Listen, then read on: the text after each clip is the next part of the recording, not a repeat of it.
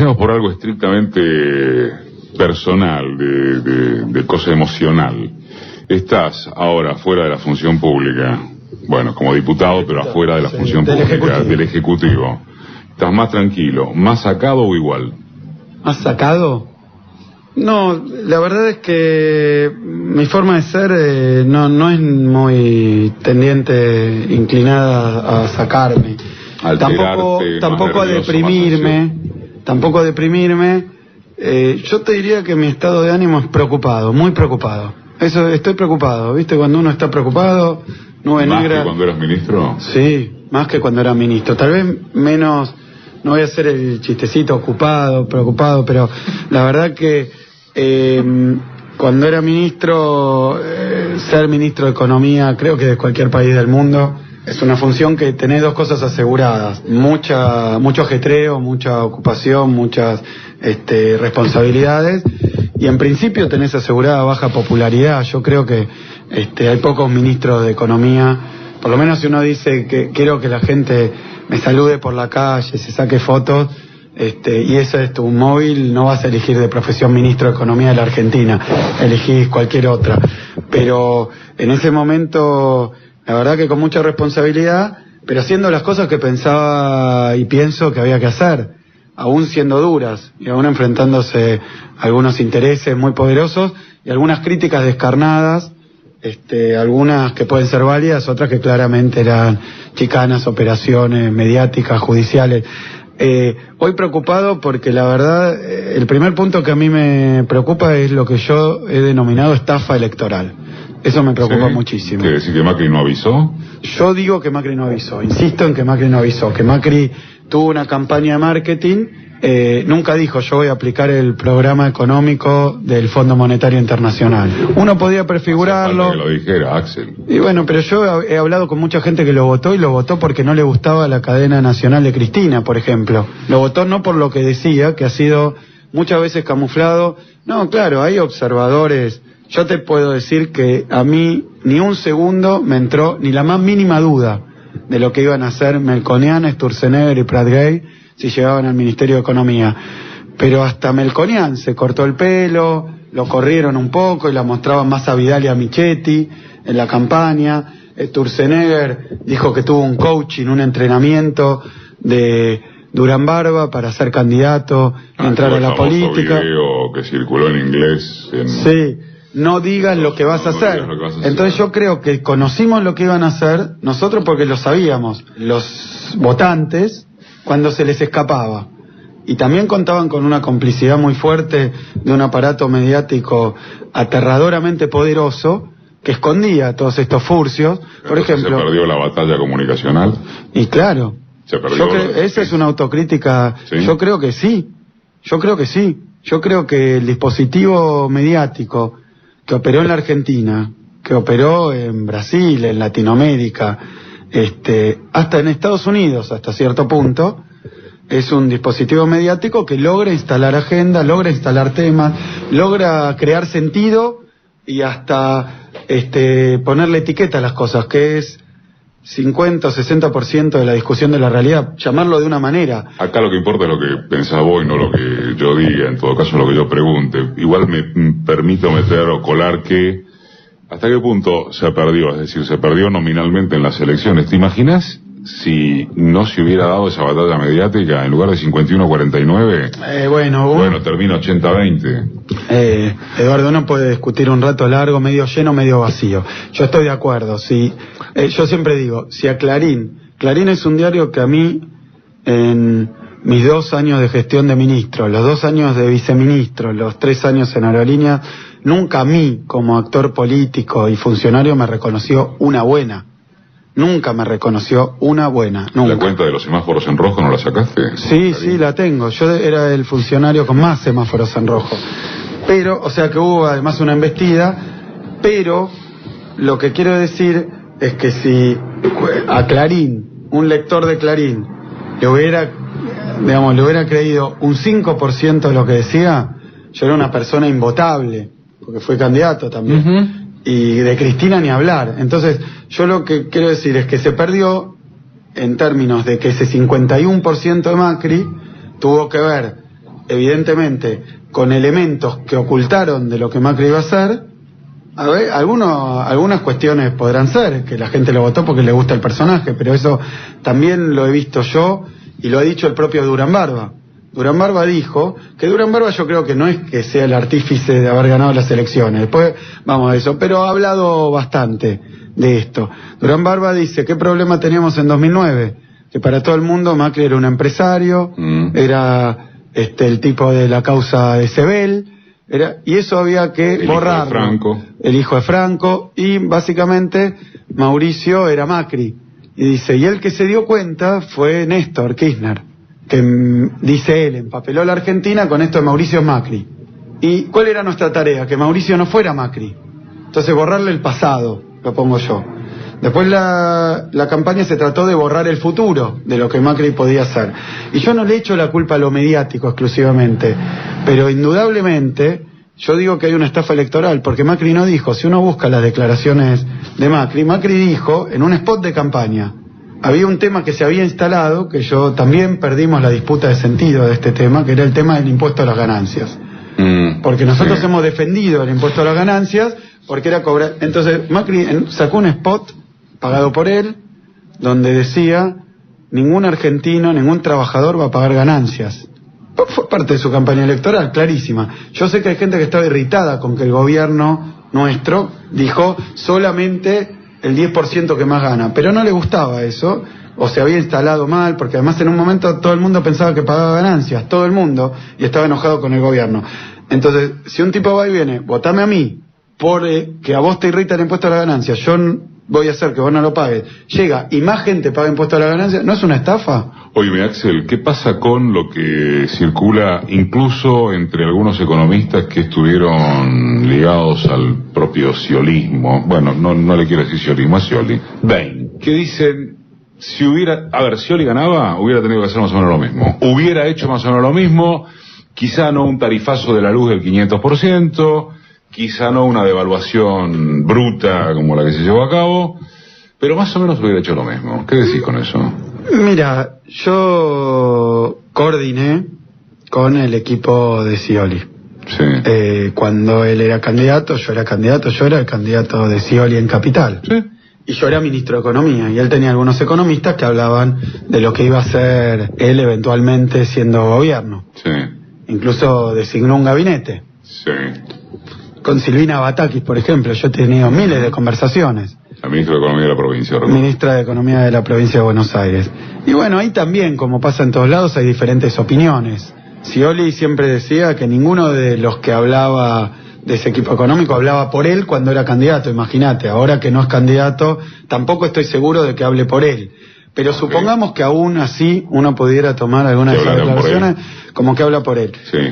El gobierno de Néstor Kirchner y de Cristina siempre trató de tener un tipo de cambio el más adecuado y un tipo de cambio competitivo que por otro lado, a través de una política cambiaria administrada y otra batería de políticas, generara lo que siempre hemos trabajado para hacer: crecimiento, industrialización, mercado interno y además inclusión social.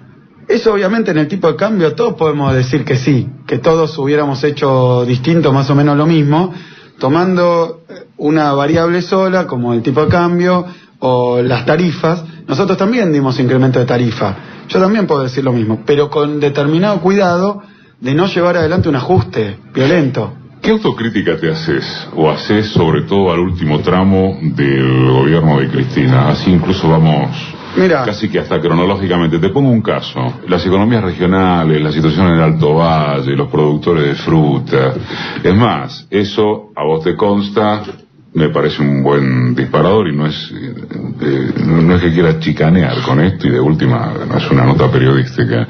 Pichetto sale a decir que fuiste un mal ministro de Economía, y no, ya sé. Y está y está dolido porque cree que perdió la provincia por la situación de la economía regional. Ponele. Sí. No, ya se rectificó. Bueno, está bien, no lo dijo Pichetto. Ok. Si querés te lo compro, pero no, porque me parece que nosotros estamos en en un proceso, digamos, como fuerza política, en un proceso lógico, razonable. Yo pienso que la selección, después de perder la final con Alemania, va al vestuario. y bueno, algo va a volar por ahí, porque alguno habrá hecho una cosa mejor, otra habrá hecho otra, y es un proceso que lleva un tiempo. A mí me parece que es lógico, saludable, razonable, que no hay que cargar las tintas sobre eso. O sea, eso no te jode. No, hay que ir digiriéndolo, llevándolo, lo tenemos que llevar lo más que podamos puertas adentro, y además en la personal, porque capaz que yo estando como ministro, se me escapó algo de lo que pasaba en el Alto Valle, porque son muchas responsabilidades, tampoco eran todas directamente atribución o responsabilidad del Ministerio de Economía. Ahí está Agricultura también, que tiene que entender. Hay muchas cosas, pero cada uno podrá hacer su descargo con los compañeros, y es lógico, porque cada uno vio un pedacito de la película. La película fue muy vertiginosa, y además muchas veces te pasa que vos ves muy grande la parte del bicho que tenés cerca, y capaz no ves el otro lado. Entonces, entre compañeros, entre, digamos, miembros de la misma fuerza, lo razonable sería decir, che, a mí esto me pareció que estuvo mal, ¿por qué lo hicieron? Yo pedí otra cosa. Pero está bien, eso, yo también me reuní con Pichetto para aclararle, y tuvimos una charla que, bueno, que planteamos nuestro punto de vista. Yo creo que él no tiene razón. También otro compañero dijo, bueno, sacó más votos, menos votos, pero son discusiones internas. Yo lo que te quiero decir, vos me decís autocrítica, economías regionales, voy a contextualizarlo un poco. Estamos en una crisis de 2008. Sí. Internacional, grave. Sí. Esa crisis, lo he planteado yo siendo ministro, está recorriendo diferentes estaciones. Empezó en Estados Unidos, pasó a Europa. En Europa les rompió la cabeza a países que uno pensaba que era, pucha, viste, España, pucha, viste, Portugal, Irlanda fue milagro. Bueno, hoy están, desde la crisis de 2008 ya van 8 años fundidos con desempleo del 20-25%. No se lo esperaban, les llegó, pum, bate. Todavía están viendo por qué pasó. Y yo anuncié en un momento esta crisis, después también lo dijo la presidenta en ese momento, Cristina, esta crisis va a moverse y venir a otra estación, son los países emergentes. Esto va a pegarle a los BRICS, Rusia, India, China, y bueno, evidentemente Sudáfrica para terminar los BRICS, pero todos los emergentes. ¿Cómo le pega a los BRICS? ¿Cómo le pega a los países emergentes? Bueno, con caída de los precios de las cosas que nosotros vendemos. Sí.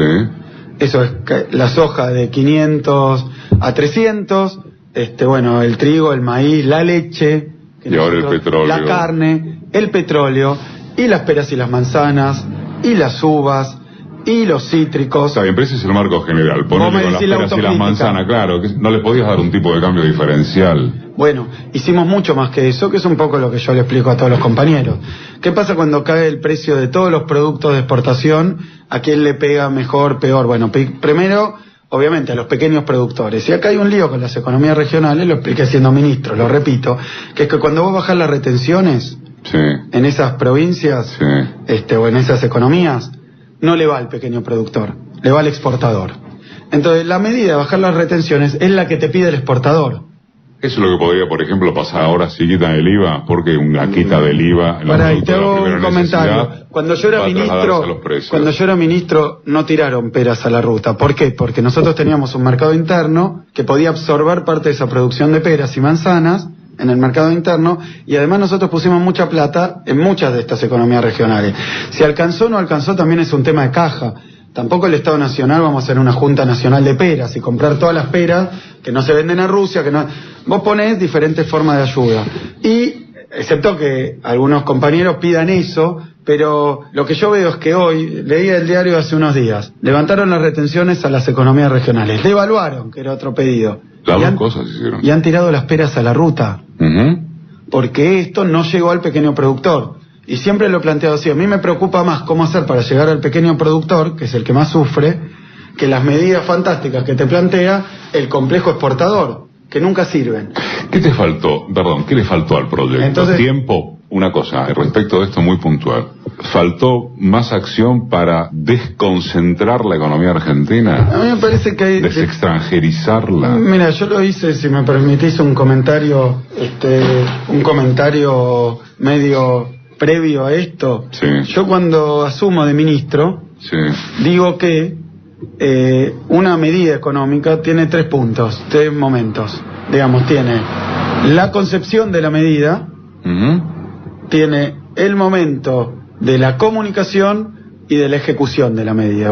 Y son 3 momentos de cualquier medida económica, de cualquier plan, de cualquier programa, que son distintos, pero se necesitan mutuamente. Lo pienso, lo digo, lo hago. Y te digo un ejemplo muy claro de esto. Nosotros, en el marco de esa caída de los precios, pensamos cómo hacer con los ojeros. Mirá, estábamos preocupados por los ojeros. ¿Pero por quiénes? Por un montón de pequeños productores que antes eran pequeños productores y que su producto, el fenómeno de la soja, de la siembra directa y de los precios altos, dejaron de ser productores. Abandonaron el campo, hicieron su quinta ahí, capaz con pileta, que más que menos. Rentístico.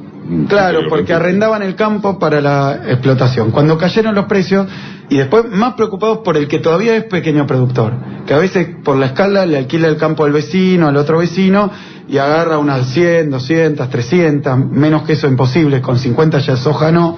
Entonces, ¿cómo hacemos para ayudarlo a ese tipo? Porque cuando cae de 500 a 300, al primero que le va a pegar es a ese, que tiene los números más finitos.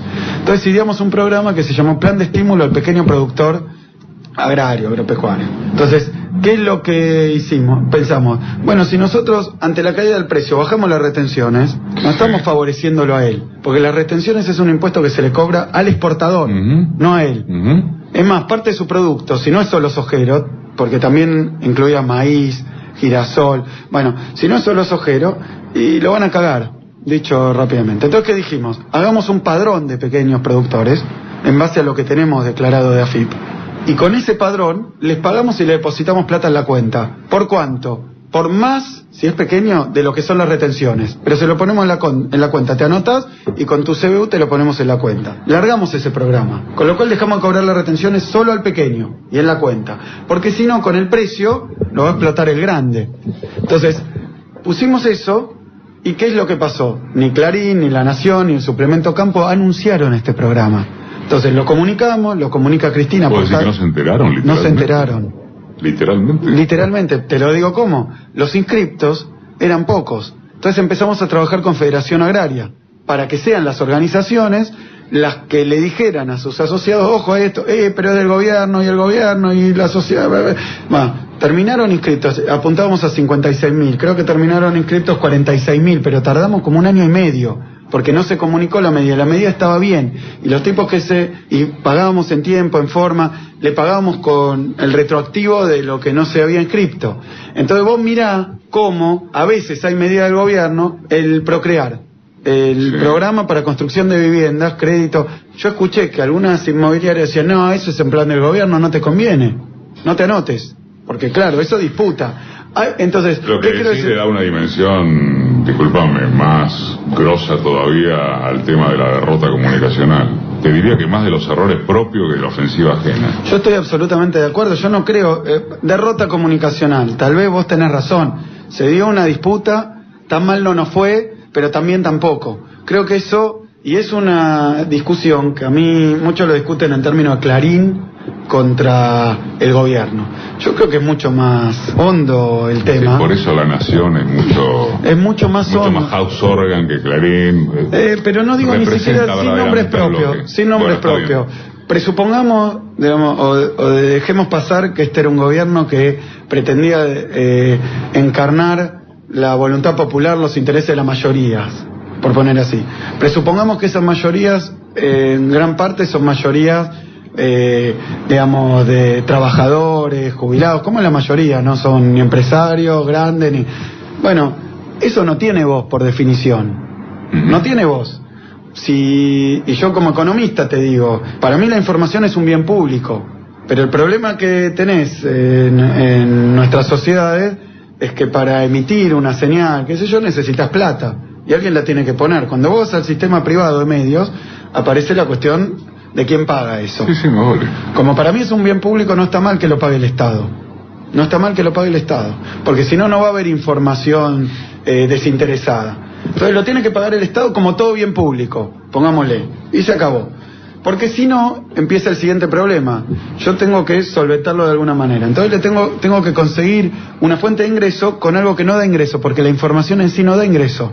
La información, si no, se lo tendría que cobrar uno por uno. a los oyentes. Y es muy difícil cobrársela uno por uno directamente a los oyentes por escuchar la información. Ese mecanismo no existe, como todo bien público, porque se puede colar el oyente al lado. Entonces yo no le puedo comprar en una FM al que me escucha directamente.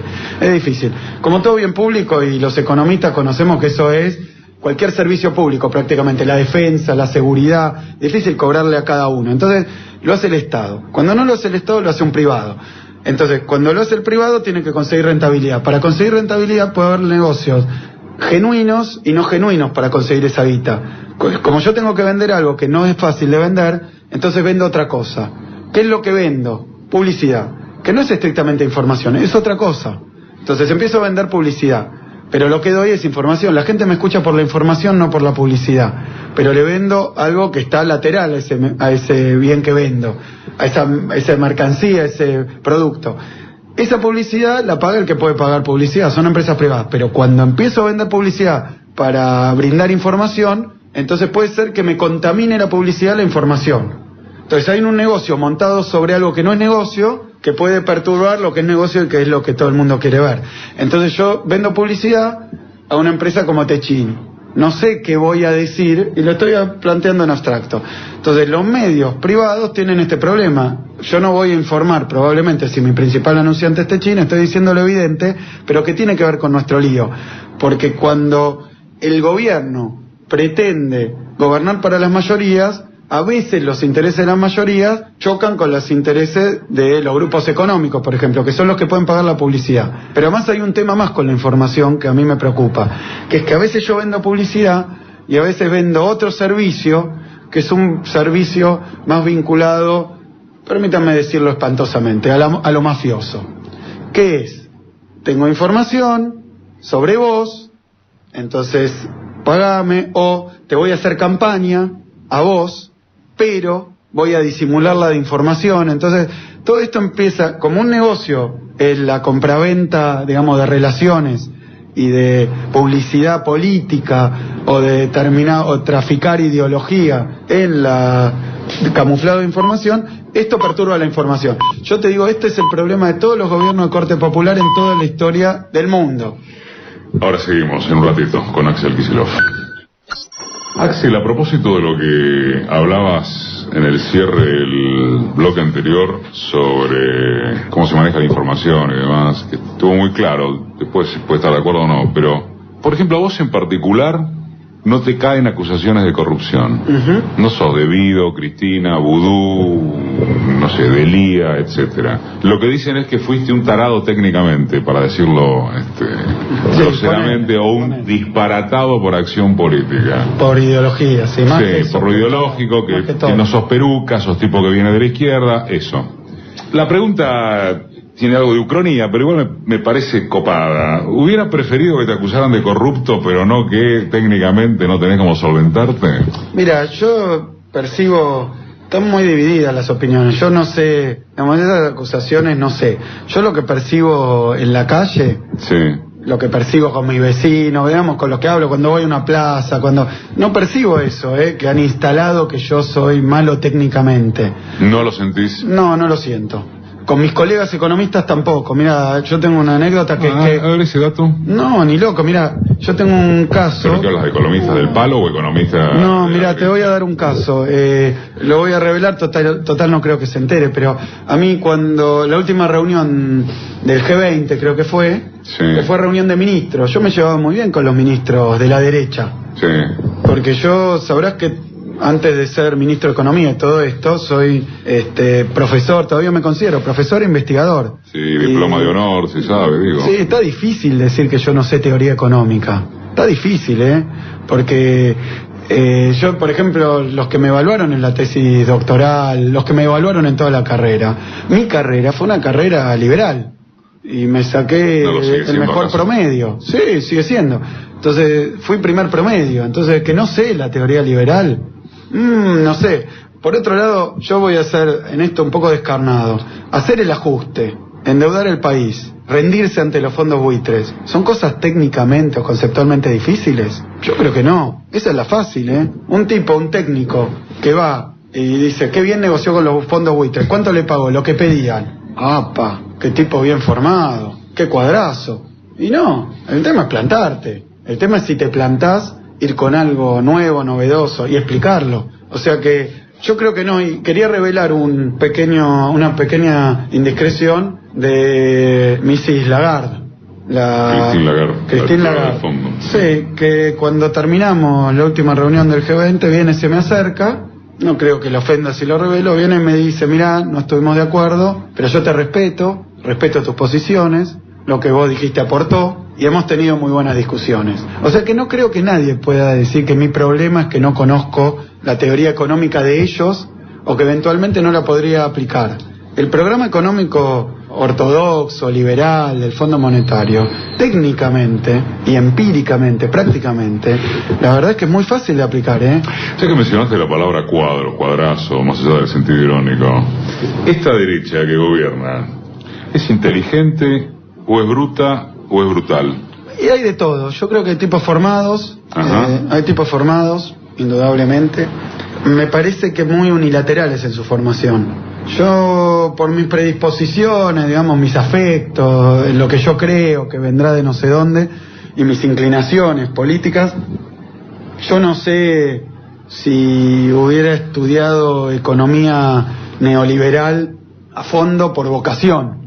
Pero como yo hice política durante los 90, y mi formación fue neoliberal, yo estudié todo, todo. No hay paper que me haya quedado sin leer.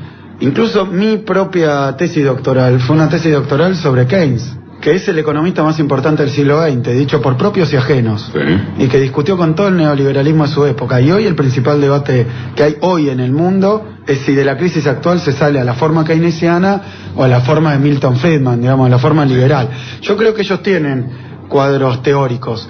Lo que a mí me parece es que no han leído más que la teoría de ellos. Y entonces están un poco encerrados en la Torre de Marfil, que el marfil es un material demasiado noble, pero están encerrados ahí. Y entonces a veces cuando uno le va con otras teorías económicas, por ejemplo las nacionales, yo no sé si ellos han leído la teoría desarrollista, por ejemplo. Y yo lo denunciaba cuando era estudiante. Yo le decía a mis profesores que ellos nos enseñaban teoría neoliberal, que era lo que estaba de moda en los 90. Ojo, se había caído el muro, se habían terminado las ideologías, se había terminado la historia, decía Fukuyama y otros gansos más que daban vuelta en aquella época, que van a volver ahora, ellos van a volver si llega Trump a Estados Unidos, ni hablar. Sí, puedo decir que se fukuyamiza otra vez la historia. Sí, pero quiero decir algo, cuando decían eso, yo le reprochaba a mis profesores que me enseñaban en la universidad, le decía, ¿por qué? Yo soy argentino. Estamos en la Argentina, estamos en Latinoamérica. Ustedes, le decía a mi profesor, cuando se formaron, estudiaron todas las escuelas de pensamiento, todas las teorías, y las teorías que hablaban específicamente de nuestros problemas nacionales. Entonces, ¿por qué me vienen a enseñar solo la teoría, esta estándar, que se enseña en todos los países del mundo, que dice que todo lo que hace Cavallo está bien? Enseñan otra cosa, por lo menos para poder discutirla, porque ustedes se formaron de otra manera, y capaz llegaron hasta acá. Y eran todos los profesores, muchos de ellos habían pasado por el gobierno de Alfonsín, y habían hecho teoría heterodoxa, y habían estudiado todas las escuelas. ¿Por qué? Yo creo que son muy unilaterales, un poco con anteojeras liberales. Decime, ¿les puede salir bien? A ver, se le atribuye a Cristina haber dicho, no me interesa si lo dijo... Perdón, y digo más, los actuales funcionarios, muchos de ellos que yo me he cruzado, pues son más o menos de mi edad... Sí. Tampoco creo que que conmigo tengan una relación, conmigo, con mi equipo, de vos no sabes nada. Okay. Saben muy bien lo que sabemos y lo que no sabemos, y en qué estamos de acuerdo y en qué no estamos de acuerdo, que es muy distinto. Te decía, ¿les puede salir bien? Se le atribuye a Cristina haber dicho, no me interesa si lo dijo, en todo caso me interesa el argumento. ¿Les puede salir bien? Macri se puede llegar a quedar 12 años, macrismo, lo que expresa, por ejemplo, con endeudamiento fácil en lugar de un ajuste brutal. Para recordar, a propósito de si les puede salir bien, Menem duró 10 años. Sí. ¿Les puede salir bien? Mira, ¿me entendés que no estoy hablando de justeza o justicia popular voy a decirlo intencionados aspectos? Estoy hablando de técnico-políticamente. Me voy a animar a decir algo. Yo la verdad que no escucho todo lo que dice Cristina, digo vos porque no estoy ahí, no sé. Eso no lo dijo nunca. No lo dijo nunca. No lo dijo. No lo dijo nunca. Toma el argumento entonces. Sí, me parece incluso que era una maniobra propagandística, que tenía que ver con decir, ahora no le quieren que entre en serie con esto de la pesada herencia, ¿no? Estas cosas de Macri de sacarse el bulto de encima, de que él devaluó 65%, de que él hizo el tarifazo, de que son todas decisiones del gobierno de Macri, y que esto está generando inflación, desempleo, represión. Esas son cosas, digamos, esa mochila y esos carteles son de Macri. Nosotros no hubiéramos hecho esto, no era indispensable hacerlo, no hay un problema de déficit profundo, no hay un problema profundo de tarifa, no hay nada de lo que él dice, nada. Pero lo iban a hacer igual porque vienen predicando que hay que hacer esto hace 15 años. Siempre, ellos de la crisis de 2001, hubieran salido así también. En 2003 lo hubieran hecho, de hecho Menem se presentaba a elecciones para seguir haciendo lo mismo. O sea que estas políticas económicas las quieren aplicar siempre. Sacó el 25% de los votos, te recuerdo. Y le ganó a Néstor en la primera. Y después se retiró. Pero lo que quiero decir es que no es verdad que ellos estén apurados o necesitados de llevar adelante el plan de gobierno del fondo. Sacaste la nota esa en página que estaba realmente técnicamente muy buena, de cómo inventaron el déficit fiscal y lo saltaron del 3 al 7%. Eso es duranbarbismo y estafa electoral. Bueno. Porque ellos habían dicho el déficit de 7, pero vos me preguntaste, ¿le puede salir bien? Sí. Voy a eso. Hágale. Yo creo que bien, como decís, definiendo bien en mi sentido, sí, si puede haber algún plan que apliquen que no tenga caída del poder adquisitivo, de los salarios, de las jubilaciones, de los ingresos. Pero lo licuan porque no hay reacción social. Entonces vamos ahí, bien, no, en términos de que con la gente con el mismo nivel de desempleo y salario real que tuvieron estos 12 años, no. Si vos decís, de nuevo, sin echar gente, sin desempleados, sin terminar con toda esa industria que se creó estos años para el mercado interno y para dar trabajo y ese círculo virtuoso de crecimiento inclusivo, no, eso no. Si pueden generar algún espejismo del tipo de que la economía va bien, creo que son maniobras muy vinculadas a lo comunicacional, que en el caso del menemismo tuvo que ver con un hecho, una secuela histórica, que es que Menem vino a solucionar una crisis, que fue la crisis de la deuda, que la solucionó de la peor manera, con más deuda. La crisis de la década perdida. Y de la hiperinflación. Y la solucionó con esos remedios, esta es una frase de Keynes, que matan al enfermo. Una enfermedad se puede solucionar así, vos le das cianuro al tipo y ya no está más enfermo, se murió. Pero claro, a nivel inflación generaron un ingreso de dólares que terminó apreciando la moneda muy fuerte, generando un desempleo que fue expresándose con el correr de los años, pero en el auge del menemismo ya llegó a 15% de desempleo, que son tasas de desempleo 3 veces las actuales, y eso con desindustrialización muy fuerte, y consigue una especie de segmentación, fragmentación, donde había algunos que les iba bien, los vinculados a los servicios bancarios, a la especulación financiera, eso puede ser, pero no son las mayorías. Y después sirvió el relato, sirvió a la explicación de esas medidas, que él vino a solucionar una crisis. Entonces hubo un momento, yo lo viví, donde la hiperinflación que había, de alguna manera, se paró, y entonces todos le daban un crédito de haber parado lo que estaba marcado. Yo creo que hoy tiene un problema ese programa económico para la Argentina, que es que no venimos de una crisis. Porque podrán inventar una pesada herencia, pero es metafísica la pesada herencia. La pesada herencia no es un problema para la clase dominante, Axel. No, bueno, pero por eso, en los 90, el gobierno tuvo alguna popularidad, desde mi punto de vista, subproducto de haber solucionado un problema de todos, la hiperinflación. Sí. Pero hoy no había un problema de esa magnitud. Todos se quejan de la inflación, pero yo digo, una cosa es eso, que decir que todo el mundo reconoce también, hasta Patricia Bullrich, que venían desacelerándose los precios, y otra muy distinta, es decir, había una emisión monetaria que iba a generar y esto era una bomba que podía explotar y me la dejaron.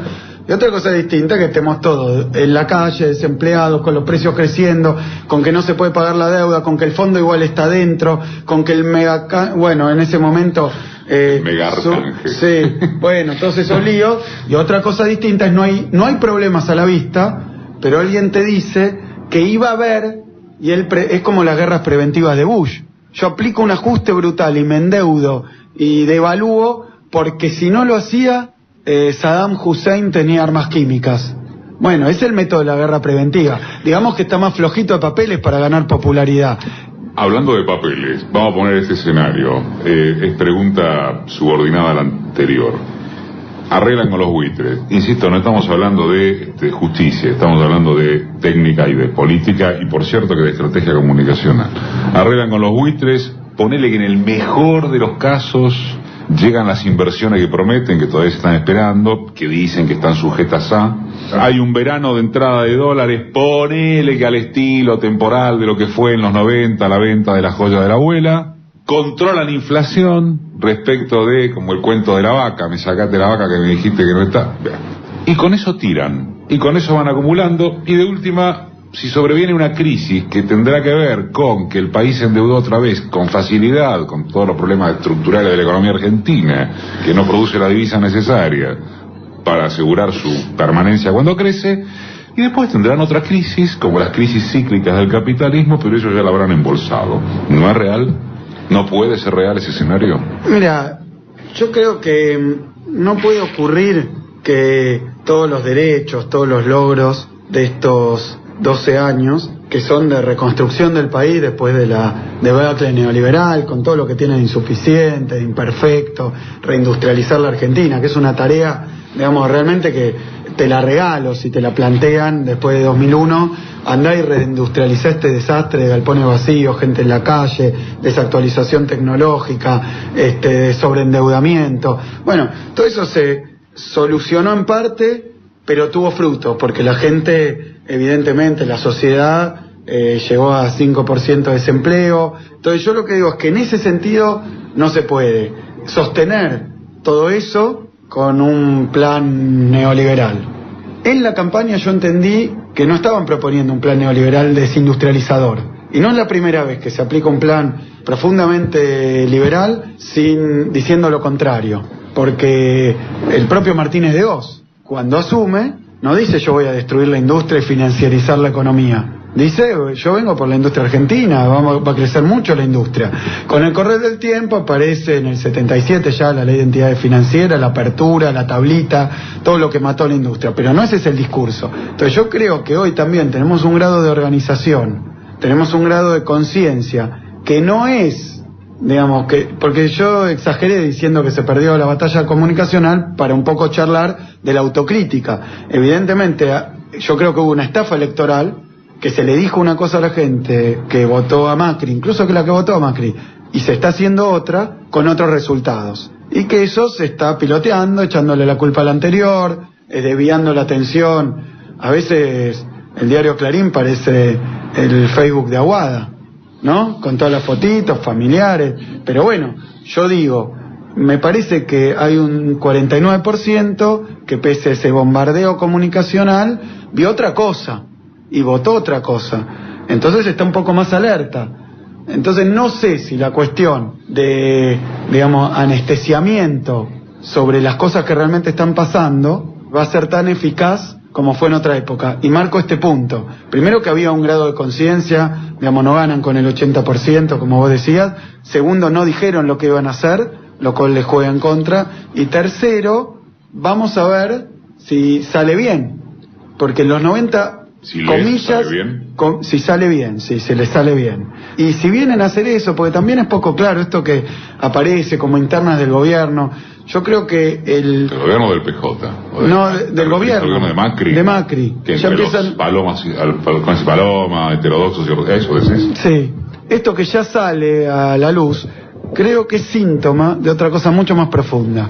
Que las elecciones se ganan más con el anti que con el pro.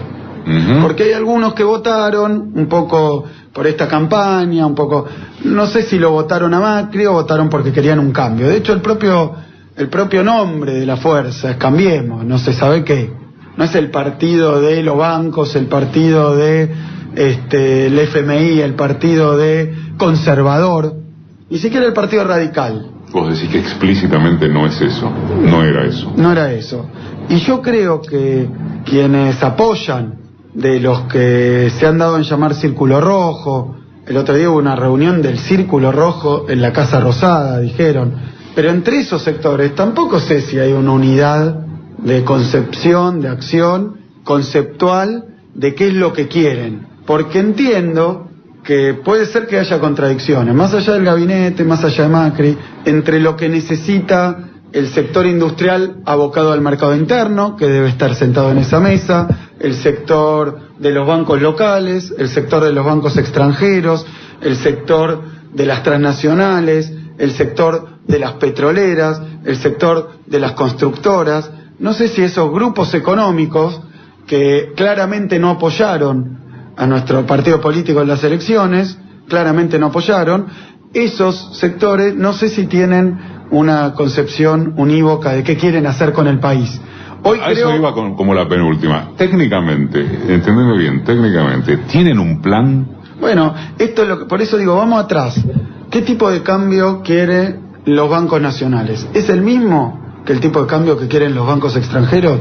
¿Es el mismo que quiere la sociedad rural? ¿Es el mismo que quieren las constructoras? ¿Es el mismo que quieren las multinacionales? ¿Es el mismo que quiere LAN, por decir algo, que el que quiere Shell, que el que quiere los Bulgeroni, por decir algo, sin menospreciar a nadie? Si los sentamos en una mesa y le decimos, muchachos, gobiernen ustedes, el que va a firmar los decretos se llama... Es un gobierno de CEO. Vos decís que esos CEO no están de acuerdo. No, yo no sé si gobiernan en nombre... Podrían no estarlo. No sé si los coordina Macri y decide Macri, no lo sé. Pero supongamos que gobiernan para las empresas de las que vienen y no para la empresa de la que hoy forman parte. Ok, esa hipótesis. Supongamos. ¿Están de acuerdo en un plan económico? ¿Están de acuerdo en un tipo de cambio, en una tasa de interés? Porque algunos toman crédito y otros son bancos que viven del spread, digamos, de la diferencia. Entonces, ¿cuál es la tasa de interés que quieren ellos? 4 variables: tasa de interés, tipo de cambio, pongamos salario real, precios. ¿Hay un acuerdo? Yo creo que no. Entonces, probablemente como cuando gobiernan fuerzas nacionales, populares, que tienen en la cabeza que quieren, muchas veces tenés enfrentamientos, porque el nivel de retenciones no era el que quería el campo. Capaz no le molestaba tanto a la industria. Pero bueno, hay que mediar, hay que resolver. Yo me pregunto, ¿tienen? Y si no tienen, ¿qué va a pasar? En Argentina vivimos enfrentamientos entre estos sectores que gobernaban pero no se ponían de acuerdo. Entonces los bancos hacían una corrida, a pesar de ser esa parte de esa alianza gobernante, porque querían más tipo de cambio o porque querían más tasa de interés. Pero esa corrida metía pánico interno, entonces no había consumo, que era lo que necesitaban algunos sectores industriales. Entonces ahí empiezan otras cosas que, bueno, que si es así o si fuera así, el gobierno de Macri va a tener que... Y por ahora ganaron más por anti que por pro. Entonces yo creo que esa conversión, y ahí es un proceso interesante para ver, va a tener que producirse. ¿A favor de qué? ¿Quién gobierna, en definitiva? ¿Quién gobierna? ¿Qué va a decir el gobierno? Como todo gobierno, el interés de la mayoría es el interés popular. Estamos, los votantes. Vamos a ver, por ahora cuando vemos las manifestaciones del PRO, bueno, no, esos votantes no van a acompañarlo a sus actos, a sus asunciones, no se los ha visto todavía, pero vamos a ver. Entonces empiezan a tomar medidas económicas que favorecen directamente a algunos de estos grupos y perjudican a otros. Gracias por habernos recibido, viejo. No, muchísimas gracias a ustedes por la...